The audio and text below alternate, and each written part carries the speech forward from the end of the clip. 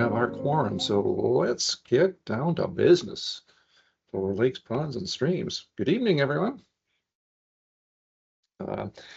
Item number 1 on the agenda is the town meeting and the warrant articles. I obviously plan on being at the town meeting, and last year I know the 3 of you were also there. We have 3 warrant articles that currently are falling under lakes, ponds, and streams. One is our annual budget. We've requested $10,000 this year, and I'm pretty sure that I sent everybody the sampling schedule for 2026 through the end of June of 2027, kind of spread it out a little bit.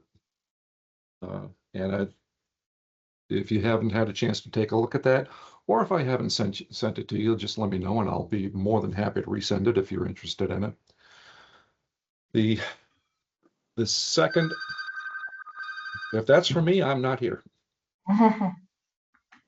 The second article that we have is for the benthic mapping. And I went out and took some water quality data from Pratt last week.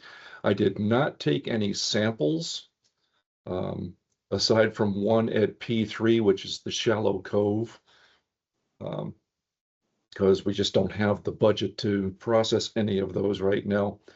And the good thing about taking the phyto samples is the fixative. We can hold those samples for up to a year before we get them processed.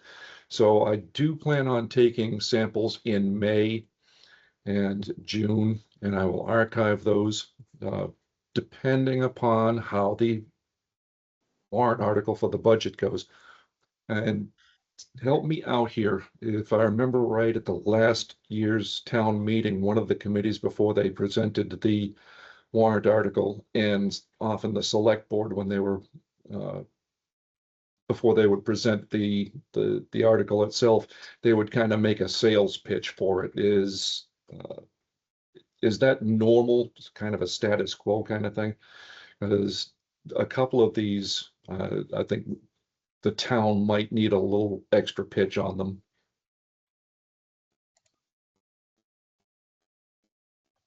Anybody? I'll go first, but and jump in, Lori and Bill.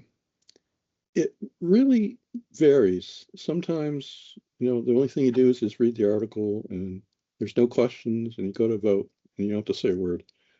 And other times, some explanation is given. I don't know.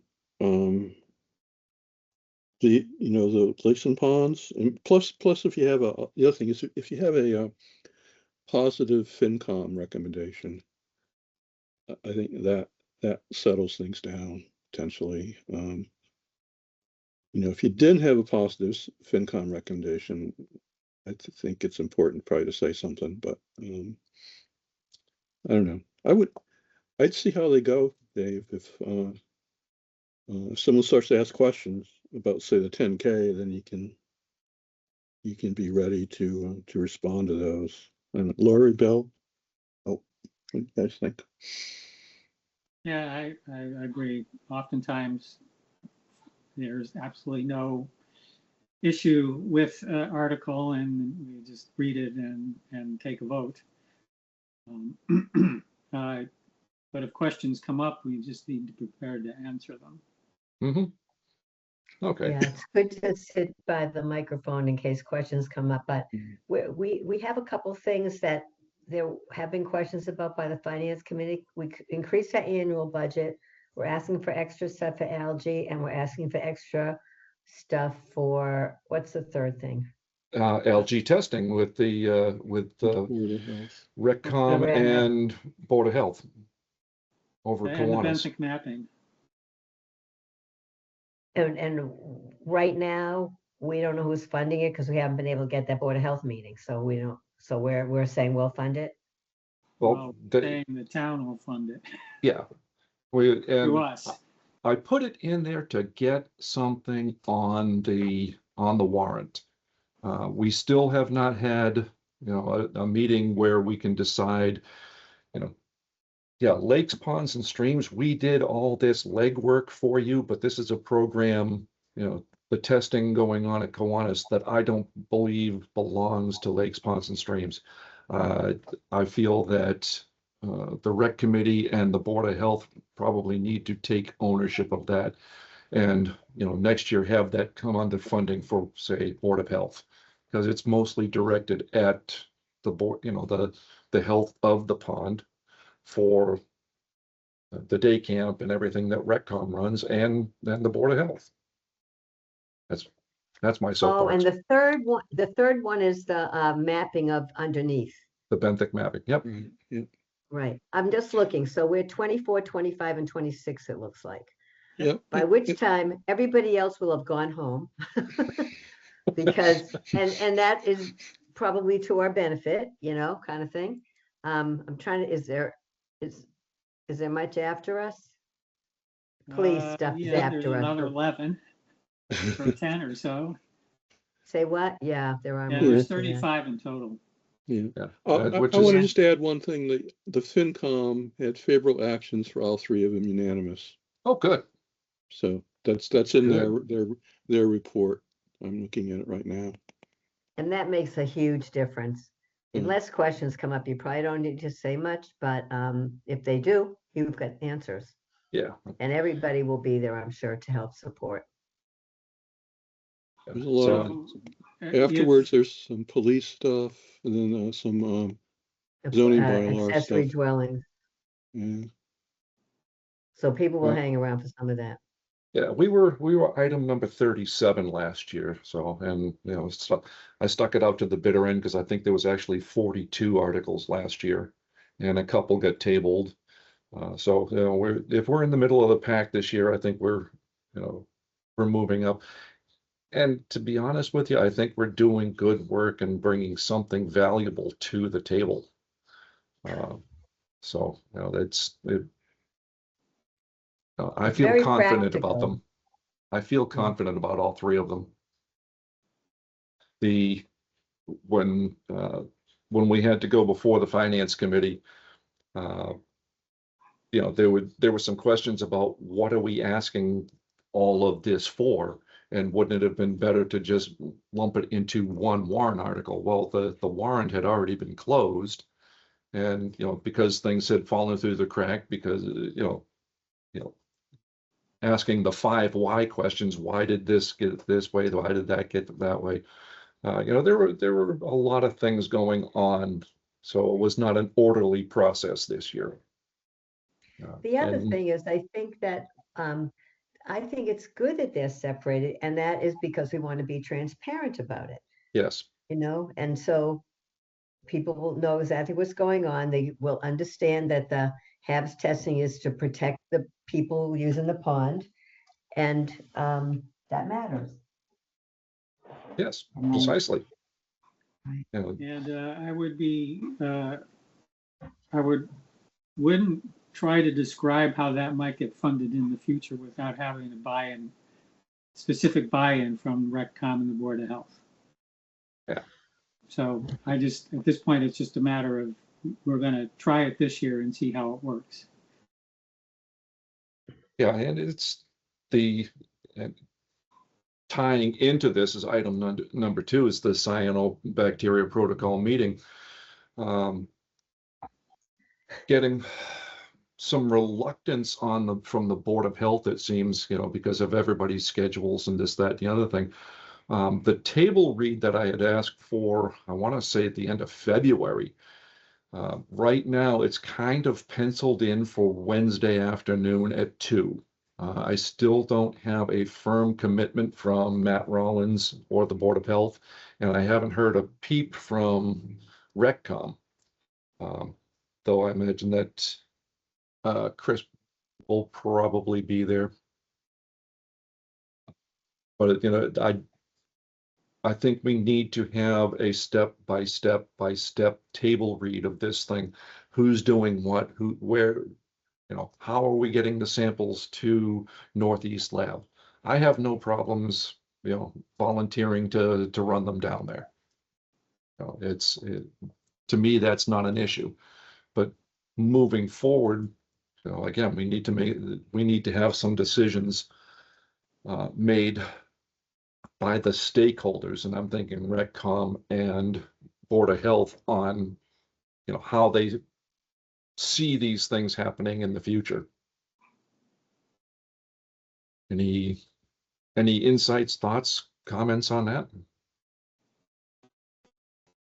I think a table read or whatever is critical to the success of evaluating it at the very least. Yes. Well, So when you say you're willing to drive down to Rocky Hill or wherever it is, mm-hmm. You would be eligible to get compensated for your I mileage. understand that. So are you going to tell people that you're not going to ask for compensation? I am not going to tell people I'm not going to ask for compensation. I'll, And the reason I mention that is it's not inexpensive. Correct. It's some, I don't know, 150, 180 miles. So. Yeah, that's why, and I specifically used the word volunteer for that. Yeah, and if we take samples in the morning, even if we overnight it, there's going to be a 48-hour delay in getting them overnighted or FedExed or however we get them down there. And well, as long as you get them down there by 10 the following day, you get same-day service, right? By noon, if you get them there by noon, you can get same-day service. So let's say Board of Health goes to do their E. coli testing at 10 a.m. or I know they said that they usually do that early in the morning, well before the beach opens. So let's say they do it at 8 a.m. If I get the samples that need to go to the lab by 8 a.m., I can drive down there. So I may or may not, submit for compensation. Like I said, that's why I specifically use the word volunteer. How does the Board of Health get their samples to? They send them to Northeast. Do they FedEx them? Is it the DPW? John Johnson used to do some of the sampling, right? E. coli? No, I don't think so. And I think they're using Case Labs anyway at this point. Over in Westboro. Oh, okay. Yeah, I believe you're right. And then from a cyanobacteria perspective, they were relying on the state. Yeah, anytime. And that's where, hopefully we can avoid, some of the state involvement. When we talked with Rachel Gladstone from Mass Department of Public Health and not Sabine, but the one from the Worcester Cyanobacteria Monitoring Coalition. Geez, I'm terrible with names. They were both fairly impressed with the protocol that we have developed for the town. They actually shared it with Holliston and one of the other Worcester County towns. So, it's, I think, a pretty solid protocol. And I think it's a pretty, it's getting some attention already, which I think is a good thing. So now all we could do is put in place. The board, can you hear me? Yeah. Yes. The Board of Health has had a lot of stuff on there. They deal with so many different areas. Oh, yeah. So they had a huge beaver meeting about beavers and about chickens and those kinds of things. And I think that's why they haven't. Yeah. There's rules, and they have to follow them and that kind of thing. So I think that's why they haven't felt that they give us part of their meeting, because the meetings have been very long already. And of course, who wants to have an extra meeting? We don't seem to mind, but other people, I think, do. They're trying to fit it in. But So I did talk with Matt and he said he's trying and you can Yes. see, I can see from his email, it sounds like he's trying, but he's got to get buy-in from all of them as Oh, well. yeah. Oh, yeah. But the And truth is, you're right, it's their beach, it's their health and we're helping, but we can't do it all. no, we certainly can't. And that's where we need to, I keep banging the drum because I think what we're proposing is important. And I did get very positive feedback from Matt today that we 1000% need to do a run through of how this is all going to work, provided we get the funding from the town. So Right. a lot of it comes back to what happens on Thursday night.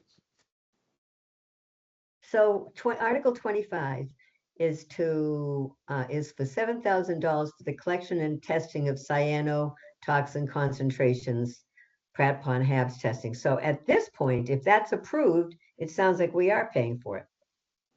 Like I said, I had to get something on the warrant. Had to get something on the warrant. That's why it's coming under our heading. Well, if they vote it, then I guess we're paying for it this year. Yeah. Okay, all right. Yeah, we're managing it, We're, which is a little bit different. I mean, the funding is coming to us, right? We're managing it. The town is paying for this program and we're managing it. And in fact, we probably ought to be prepared to actually end up doing most, if not all, of the work. That's kind of where I see it coming out also, Bill. Because the last thing we want to do is not do this well. right, at least if we do it, we know it'll be done well. Yeah, Mhm. and at this point, we've spearheaded it. We're the ones pushing everybody along. And if they're not willing to follow, push, whatever, then it'll end up on our shoulders, which, okay, let's do it.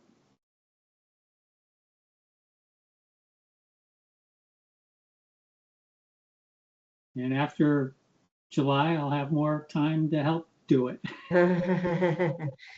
What happens in July, Bill?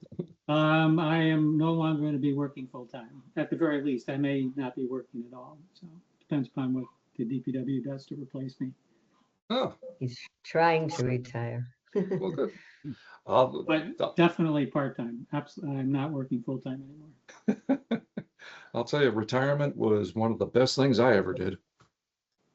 Yeah, me too. Doesn't make any less busy though, just different Yeah, yeah. and without pay. Yeah, the calendar of work I'm doing for free is pretty full. Yeah. Okay, Killian is not with us this evening, but moving on, item number 3 is his end of year presentation. Part of his internship was is to do a presentation on what he's done throughout the internship. I myself have developed some frustrations dealing with him, and I know we talked about this last month. Yeah, I keep telling myself he's a 17-year-old high school kid. He's a 17-year-old high school kid. So there are areas where his performance can seriously, improve. He's not real good at following up on emails. He's not really good at being proactive. But again, he's 17-year-old. What 17-year-old is looking at what are the next steps I need to take? But he's a good kid. He keeps pushing on me for getting out and taking water samples. Weather has just not cooperated. We had a couple of good days in April, and then winds and chilly weather, and it's just not fun out there collecting water samples when it's chilly. But if anybody has any input into Killian's final presentation, I think his internship ends on the 19th of this month. I don't know if that's an accurate date, but I'm pretty sure that's ringing a bell right now. If anybody has any input for his presentation, if you can get it to me, I will pass it on to him. At the same time, he's also been asked to reach out to, like you, Bill, for some of the research that you've done on Taft Pond. And I know that Lori, you've been helping stoke the fires, as it were. So but if you have any input, I would be very happy to have some from some of the other committee members. He did go and meet with Scott on Wednesday, Yes. and I talked to Scott, and Scott was happy with the meeting. Gave him everything he has. They talked about, he looked at primary source documents. He thought he was interested. I'm just thrilled that he went to the Historic Site Museum. So that was one of my big goals, was to get him in that building. And he apparently has the right maps now, so we won't have inaccurate maps. I think he got a lot about Israel Taft, after whom the pond was named, and a little bit about that. But I was still hoping that he would get with Bill about what the DPW does and has done with the pond. And did you hear from him this week, Bill? Nope. No. Have you heard from him at all, ever? Yeah, he emailed me once or twice. Asking to set something up, and then nothing ever happened. So, do you know if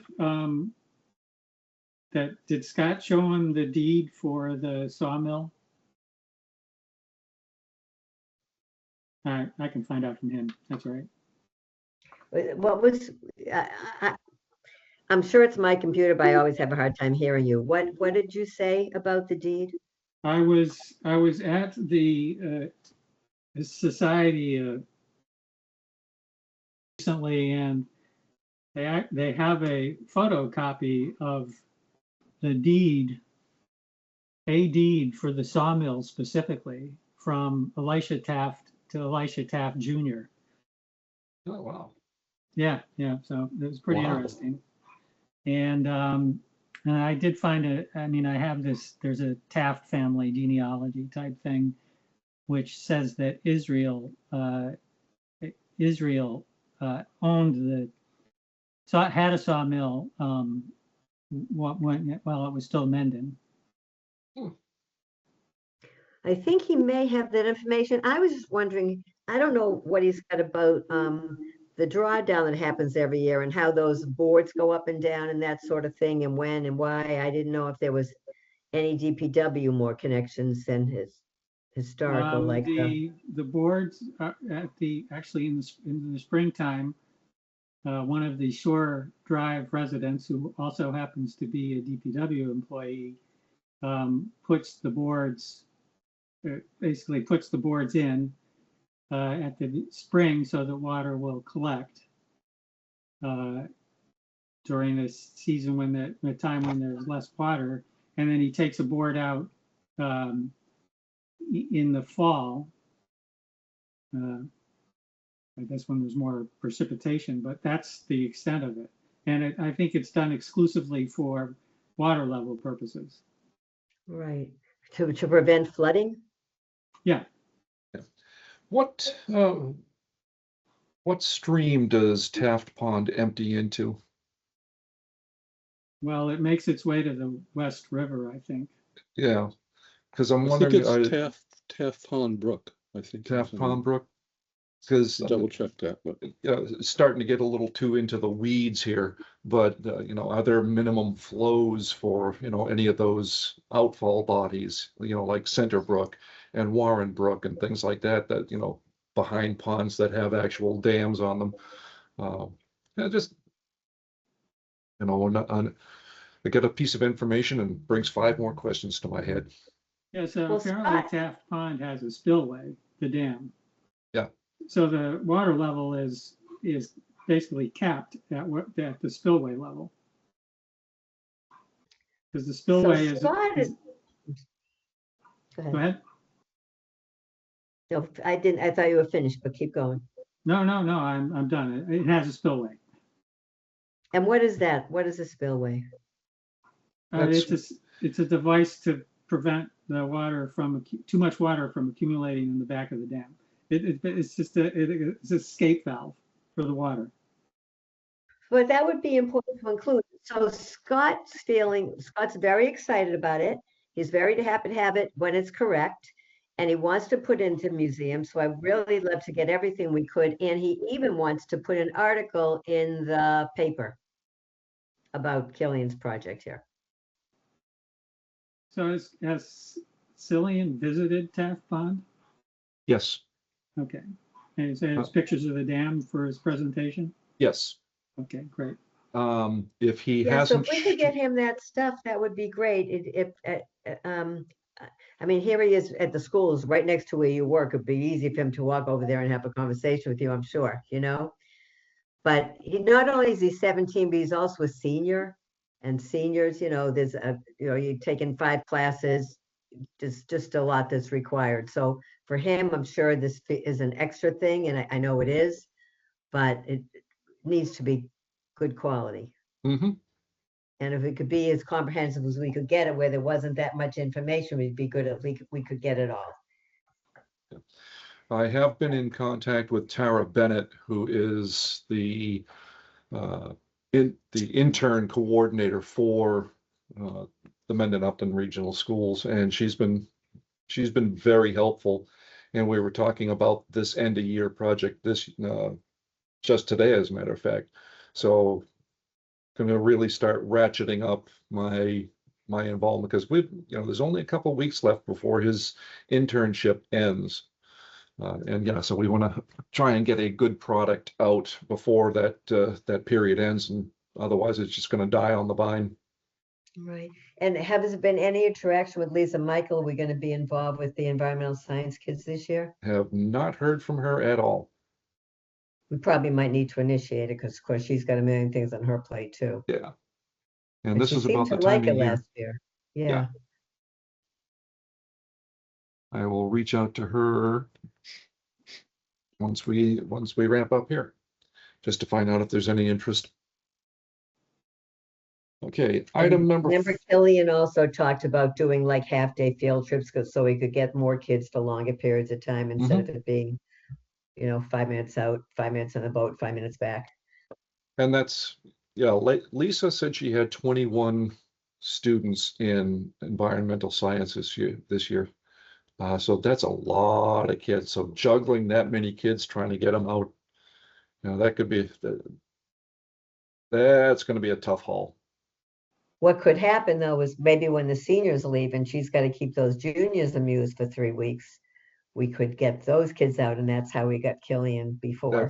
Yep, we had Killian, Evan, and Luke last year. They were the remaining juniors in her class. So we'll see how it pairs down this year. Right. Okay. Okay, item number 4, stormwater management. Since Sally wasn't able to join us this evening, I think we're going to table that. And Mike and I had a Zoom call with Anna Pace, from TRC a week or so ago, and we're starting to get into the busy part of putting the final recommendations and everything together, and the final drafts, and the this and the that and the other thing. One thing that's kind of time critical right now is getting anything that we want included in the report as appendices to her by the 15th of the month. So we've got like 10 days to put together. And Mike has been working very hard on some of this stuff, and there were some, he sent out some emails earlier this week about some discussion items to go in the TRC report. Mike, can you refresh my memory about what some of those things were? Sure, I can try. Well, I had a whole list of questions that Anna had and requests for information, and I tried to kind of just go through that list. And I don't know if I need to read it. Well, I'll read it quickly. There was a letter from Charlie Peterson, 1993, Trails GIS data, 2025 weed management, tip project info, geese control, what's been done before, Something about the accessible fishing program the state has. Something about that wetland ponded area upstream of Hopkinton Road that I don't think she knew about. And info about beaver trapping. So that's the kind of stuff I was giving her. And then we kind of agreed on a list of appendices. And Dave's right. I still have a lot of work to do on those, but I'm committed to getting them done by the 15th. But what's come up recently is, I had a couple other things I thought maybe we should ask Anna to include in the report. And one is, well, there's a recreation section in this report, and kind of occurred to me that for Mill Pond and Pratt Pond, that it might be nice to recommend a couple of open space related, I don't know, projects or opportunities might be a better word. One of them is the lot next to the Rose Garden, which I think most of us know about, that if you put a boardwalk in there, you could get from the town center to Heritage Park. Another is there's actually that peninsula in Mill Pond, which for a while that land was for sale. The select board did have an appraisal done, and I think the appraisal came in too low for the owner's liking. And I don't know, Bill, if you know anything else with the status of that, but I think it kind of just fell apart. But still would be a wonderful acquisition by the town to have this. Basically, it is a peninsula right into the middle of Mill Pond.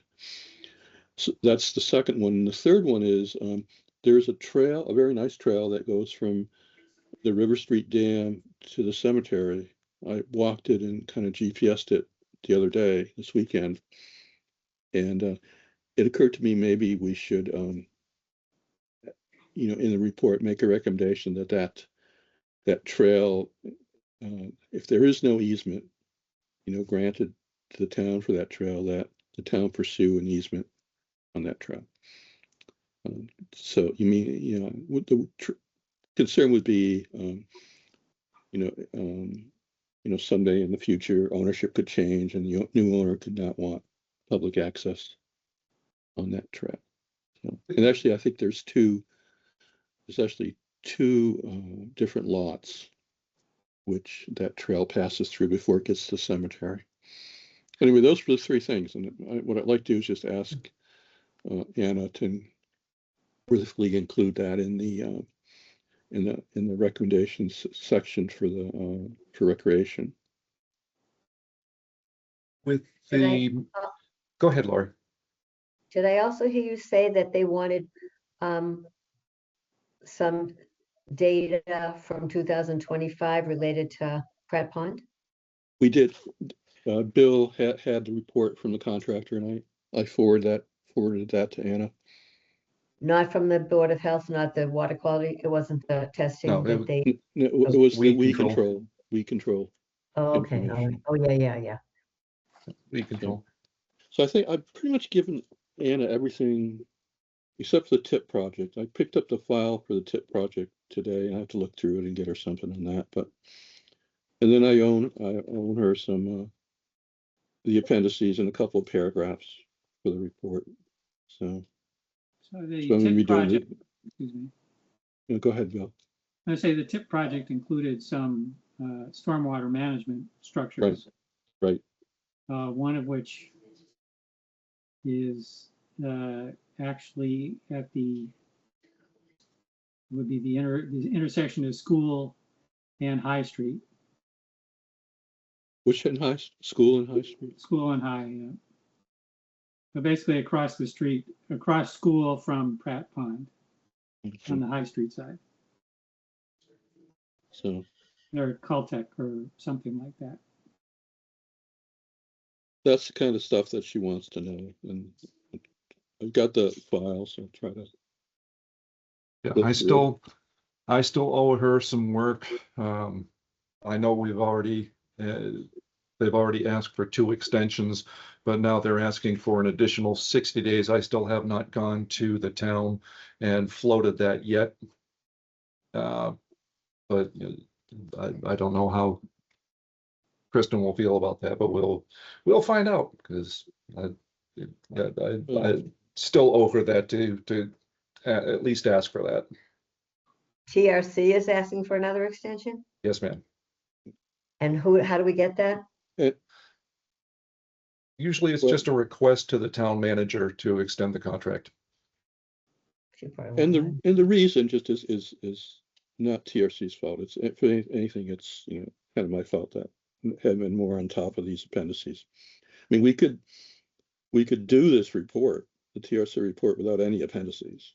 I just think it'll be a much better report if we include some of this information, Right. you know, and there's Julia there's mentioned there's no like something. gun to our head, right? You know, if we're couple months late, you know, with a better report, I'm personally good about it. You know, but this is it now. I mean, this is the crunch time to. Are there any implications for this report for the pond for this summer? But Or for what's this to come next? I don't think there's any implications that is going to affect us this year. It's more, longer, a 5-year plan type of recommendations, things along the lines of, and these are agenda items on the agenda. What do we do with Mill Pond? What are the recommendations for Mill Pond? Do we dredge Mill Pond? Do we do nothing with Mill Pond? Do we do spot treatment for weeds? Do we let it become a meadow, a wetlands, just let nature take its course? Do we remove the dam? Do we rebuild the dam? Do we, all of these things that, are questions, and they're long-term questions. Bill, can you refresh my memory? The mill, the dam there by Fin and Feather, is that a state-owned entity, or was it just the culvert underneath 140 there? I don't remember. Okay. Because I know the state was doing, they were doing a survey of dams and culverts and all this stuff, about a year ago. I'm going to have to go back through my records and see what they came up with. But I know that I know no, I think no, I'm not sure, but I think it's a town dam because we paid for our consultants to look at it. okay. I think it is town owned. Both those dams are. The River Street Dam is town owned too.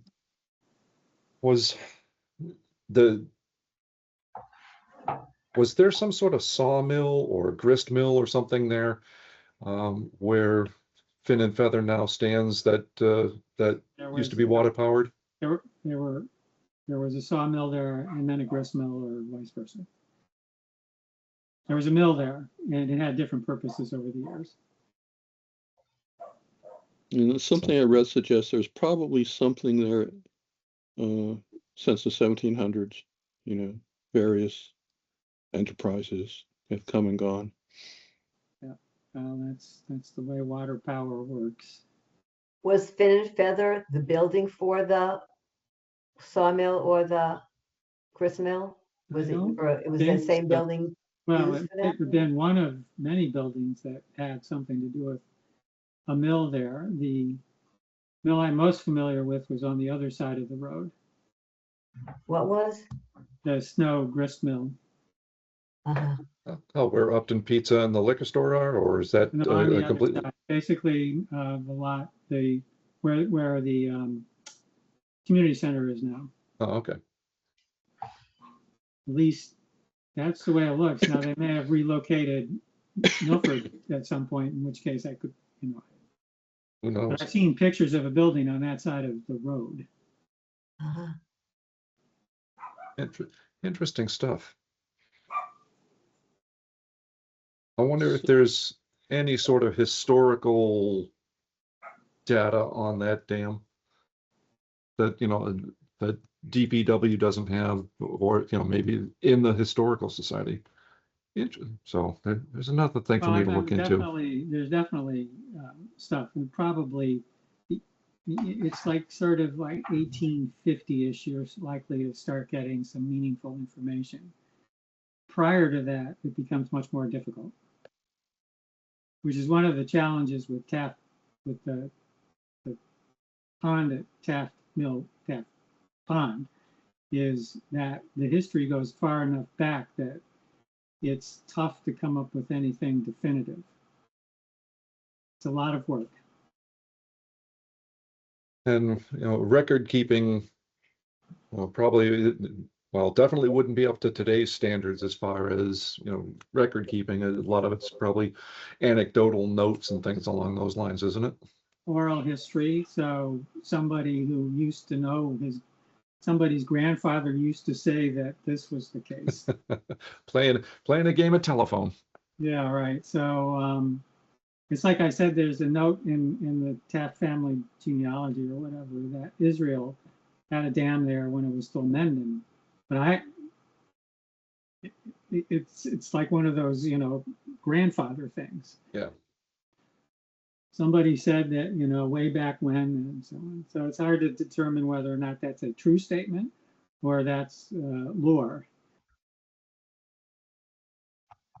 And unfortunately, I was a little disappointed. The town, they did basically a property tax scheme in 1798. So they recorded everybody's buildings, farms, and the sawmill or the mill at Taft Pond does not appear on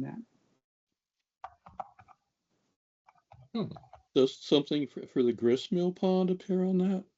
No, I'd have to go back and look because there are at least 2 or 3 mills that get mentioned as being owned by somebody. I'd have to go back and take a closer look at it because at the time I was just curious about whether or not the mill at Taft Pond was on there. In light of the fact that it was being claimed that Israel had one there in 1735. So Bill, I'm looking at the 1798 map from the Upton Heritage book, which was based in part on the 1798 property tax. Okay, and it shows Pratt Pond and Mill Pond. It doesn't call it Mill Pond, but it shows a water body there. Does it show Taft Pond? I think it does. Oh, well, I apologize. I'm still focusing on Mill Pond. But let me see if I can see Taft Pond.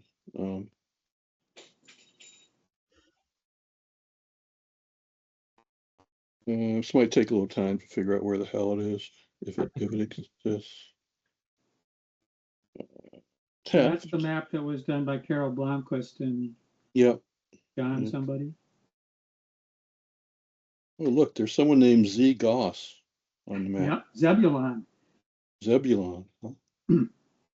Hey, there's somebody moved back to town who works making maps in England, GIS maps related to environmental and ecological issues.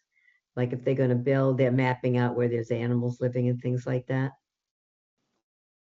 I thought that was pretty interesting. I mentioned lakes, ponds, and streams to her. When she gets settled, maybe she'll join us. But I know Mike, you're very interested in mapping and that kind of thing. Yeah. I don't think you're listening. I'm listening. That is interesting. I'm not seeing Taft Pond on the 1798 map, but I don't know. It could be here. I mean, not maybe missing Taft Pond? I thought we decided that was later. Well, then maybe that's why I'm not seeing it. Yeah. Okay, but Mill Pond is. Mill. It's not labeled, but a body of water, approximately the same shape as Mill Pond, is there. So, in 1798. Now you used the term grist mill pond. Is that the same pond as Mill Pond, or is it? Yeah. Okay. Yeah. Just trying to get my bearings. Yeah, Bill, correct me if I'm wrong, but I think it's had several aliases. Yeah, that's not uncommon, unfortunately. The town a year or so ago had a map intern for Mass GIS. Did you know if we have anything like that now, or is that I'm not No, really not all that up on topography. not at the moment. I mean, Mike Candelas knows it a little bit. Mary knows it a little bit. The software has switched from something called ArcMap to ArcPro. I was pretty good at ArcMap, and I'm in the middle or in the early stages of an ArcPro learning curve. So, unfortunately, it's not a nice thing to do to an old person, but they did it. That's, So, look at cell phones, yeah. I just got used to the the Apple IV, and they changed that out on me, so. Land Stewardship Conservation has a couple interns starting, and one of the things that we need to ask them is if they have any GIS experience. Owen, I think now is probably going to be going into maybe his junior year at Amherst as an environmental student. And I would think probably any environmental student who knows what they're doing would take GIS courses in college, because it's really critical to so many so much environmental work these days. So, and my brain is leading me back to the trails and the easements that you had been talking about a few minutes ago, Mike. The one from the River Street Dam up through the back of the cemetery, and the one over by Heritage Park. There's a couple of hilly sections over on both of those. If we're talking about the same trails, how how does that affect an easement, and what other town entities could we work with to try and get those through? I think possibly Bill. I'm looking at the Open Space Committee. Sorry, but that's I think that would be an Open Space Committee task. Yeah. I just the thought here in this TFC report is just to get it in the report. So it's a lot of people already know about the lot next to the Rose Garden. I mean, it's probably been Barbara Burke used to be on the historical commission, kind of like an real heavyweight in town history. She was interested in a connection there 20 years ago. The lot that you're talking about there, Mike, is that the one with the boarded up house that sits back there? That's No. that's the other one. That's the Peninsula lot, which I call Okay. the Peninsula lot. Yeah. The other one is just right next to the Rose Garden. It's shoebox shaped, and almost all of it is floodplain, and maybe at least a third of it or more is wetland. Yeah, right away, it looks almost like it's all wetlands, so it's very narrow, and then it as you get further in, there's a little bit more land. But if you follow that all the way, which we did recently, you come to a part of Heritage Park which is not so steep. That's why we need it, and then you can get into Heritage Park that way. Right now, it's way too steep behind the Rose Garden. Mm-hmm.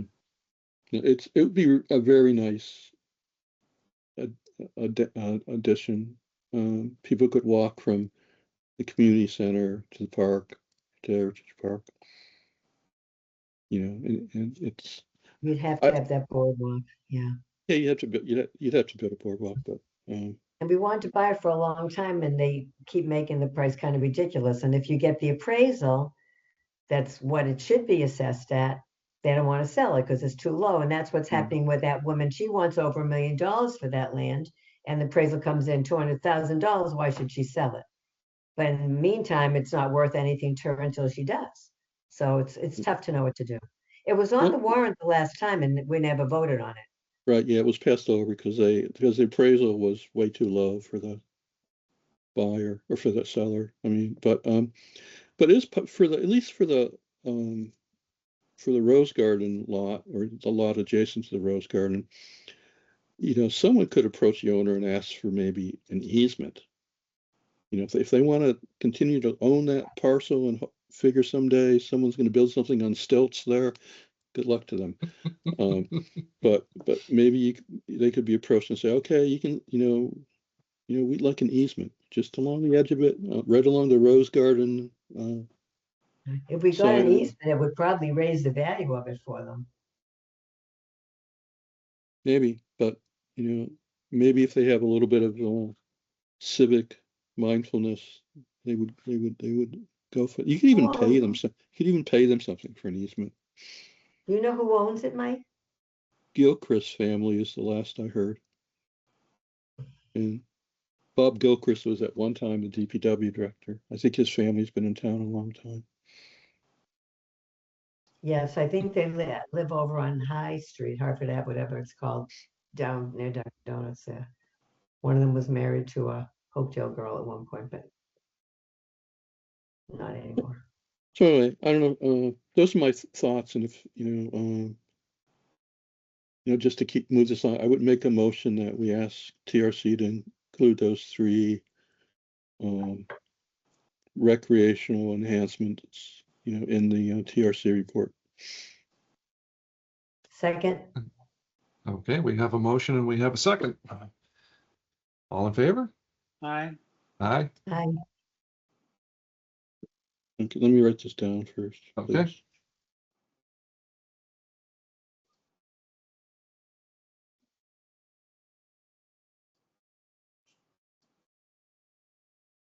as the weather gets nicer, I'll go out on pond testing once in a while. Okay, I'm more than happy to have volunteers come out. Nothing like a couple hours surrounded by green to calm the soul. And how are you with canoes? Uh, I'm 'Cause- better in the front than the back. Okay, because And that was pre-wrist injury, so it's a little hard to say. realistically, Mill Pond is the toughest one to sample because the only access through it is really the culvert off of River Street. Getting it over the fence and down the hill there by Fin and Feather is a real pain, and getting everything back up is a real pain. But Jeff over Fin and Feather was gracious enough to say, "Yeah, go ahead." But it's not it's actually a nice paddle. Once you get out of the culvert off of River Street, Mill Pond is actually a nice paddle. So what about a kayak, double kayak? The water to time of year and how much water is coming out of the dam. In higher water situations, it's easy. Late last fall, I was scraping bottom in the canoe, and the canoe doesn't draw much more water than a kayak. But it's still, I thought a kayak was more shallow. No, it might be. I've never been in or on a kayak, so I have no Okay. experience to speak from. All right, we're getting close to, I guess a Our- kayak would be hard to hold the equipment now that I think about it. We might need the canoe for holding the equipment. Yeah. Yeah, but it's still, it's it's pretty steep down there. Yeah, I remember that from yeah, just years getting ago. just getting over the dam and getting into that little spill pool off of the dam. But it is once you get through that culvert, it's actually a pretty nice paddle across the pond. I think they used to help you. So if we're coming up the end. Oh, go ahead, Mike. Yeah, I'm sorry. I just want one other thing about the TRC report. The other thing, so when I walked the trail from River Street Dam to the cemetery, and I noticed something at the cemetery. There is probably a very long standing kind of disposal area, fill area near the pond. I never knew about it before.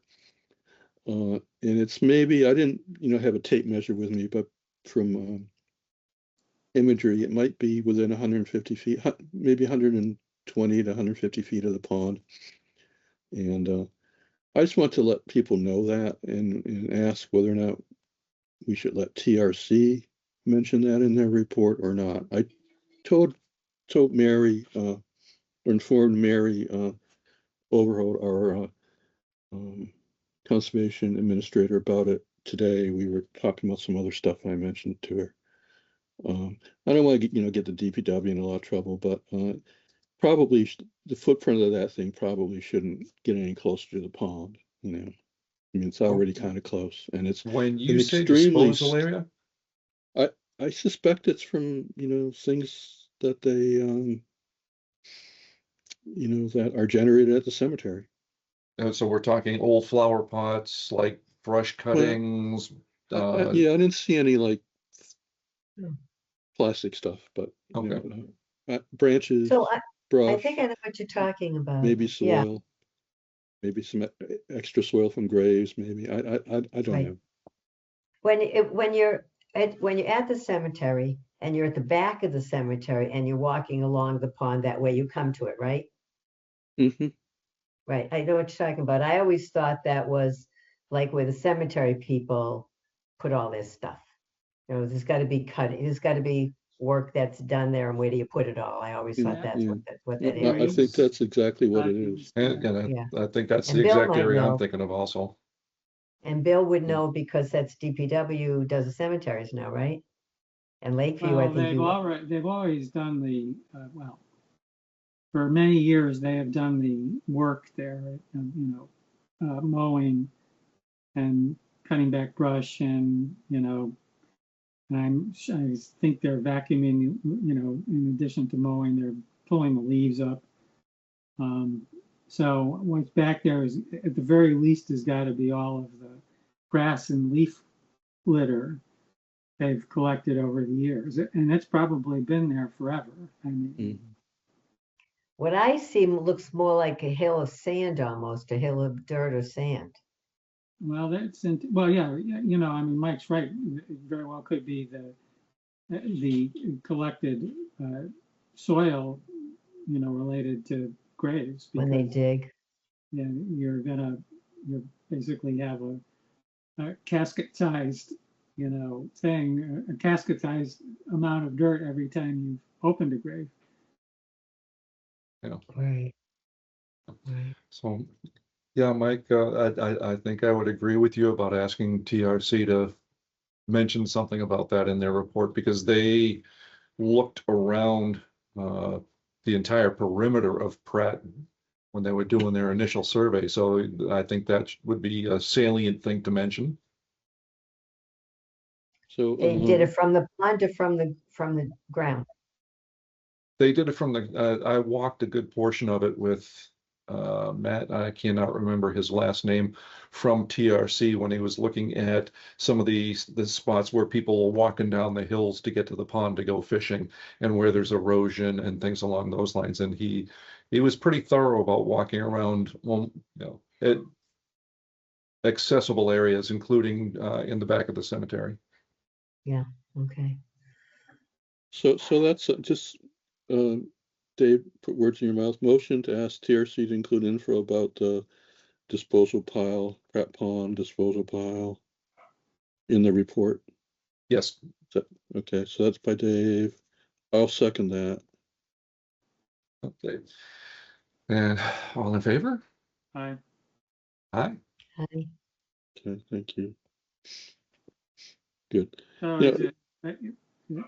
is that something that's threatening the pond, Well, you think? not right now. I saw no evidence of erosion, like any, or sediment It's been reaching there the pond. forever.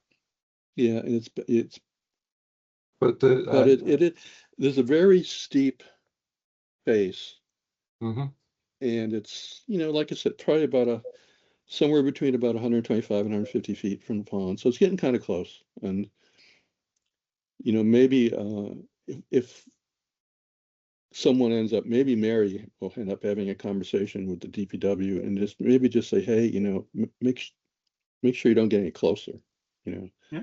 That might be the, the Yeah, outcome. even as just as an item of note, because we don't know, I don't know if they have the ability to measure how close it is, and We could go out with a things tape tend to measure. grow, so yeah, it could Mm. wind up growing and, getting bigger, and we don't want it encroaching on the pond.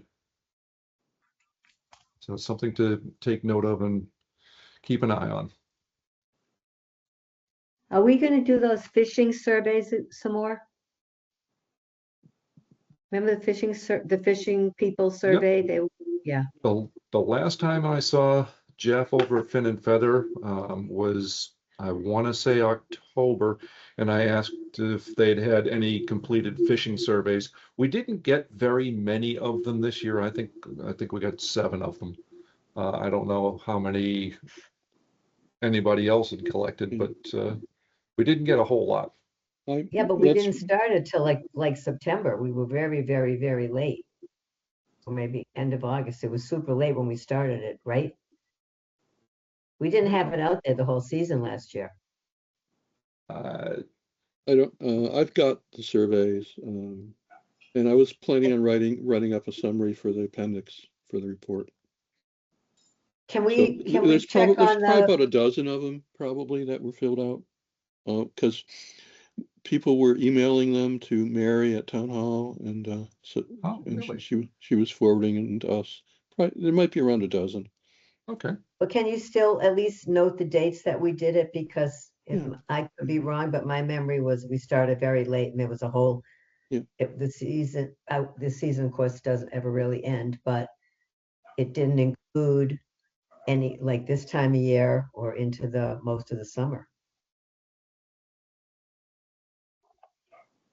So I was looking forward to getting a good season in. I mean, we can certainly do a report, but I was hoping that we get a I full will, season. well, I'll check with Jeff and see if he still has any, because he kept them on the counter right next to the cash register.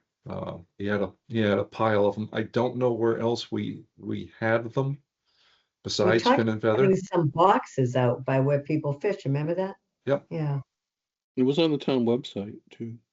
right. So maybe we need to revisit that issue as well. And I accosted a couple of people who were fishing who were more interested in fishing than filling out surveys, Mm. which I'm sure would be the case most of the time.